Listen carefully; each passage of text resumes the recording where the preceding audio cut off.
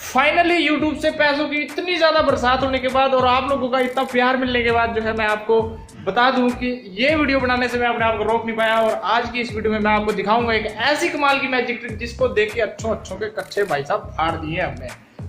अबे साले, देखो ऐसा है, वेल्डिंग पे मत जाओ, वेल्डिंग पे मत जाओ। मेरा मतलब कहने का ये है कि भी मतलब आप इंप्रेस हो जाओगे। You can Impress your friends also. आप इतना अच्छा एक्सप्लेन करते हैं। तो बिना किसी देरी के चलिए वीडियो स्टार्ट कर लेते हैं। और मैं आपको बता दूं कि इंट्रो जो है हम लोग इस वीडियो के लास्ट में देंगे। चलो वीडियो स्टार्ट करते हैं।